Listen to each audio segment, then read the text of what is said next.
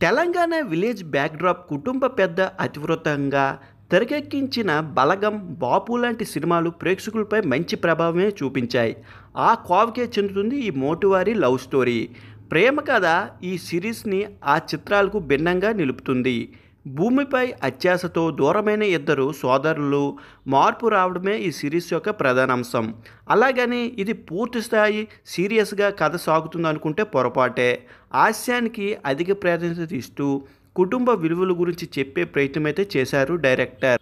మోతువారి పరశురాం అత్యాశ సన్నివేశాలు సిరీస్‌కు ప్రారంభించి ఆ సూసైడ్ వెనక కారణం ఏమిటి, ప్రీ క్లైమాక్స్‌లో రివీల్ చేయడం, ఆసక్తికరంగా పాత్రలు పరిచయం చేసే తొలి ఎపిసోడ్ కాస్త నెమ్మదిగా సాగింది. రెండో ఎపిసోడ్ నుంచి ఆ ఫీలింగ్ ఉండదు. ఫార్మీ, అనితల ముచ్చట్లు, ఇంటి నుంచి పారిపోయేందుకు వారు చేసే ప్రయత్నాలు అలరిస్తాయి.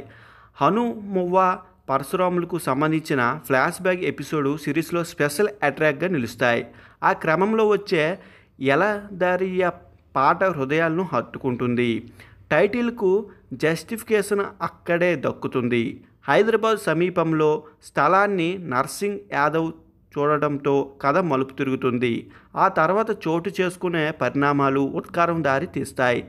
చెల్లెలి పాత్ర ద్వారా నర్సింగ్ సత్యాల్లో మార్పు తీసుకొచ్చే ట్రాక్ను చక్కగా ఎలివేట్ చేశారు.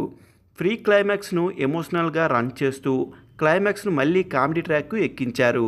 నిర్భయాంతరంగా కుటుంబంతో చూడవచ్చు. ఎలాంటి అసభ్యకరమైన సన్నివేశాలు అయితే లేవు. సినిమా అయితే చాలా న్యాచురల్గా, క్లాసికల్గా, పల్లెటూరు వాతావరణానికి దగ్గరగా ఉంటుంది. సినిమా అయితే చూడొచ్చు, చాలా బాగుంది, చూసేయండి మరి.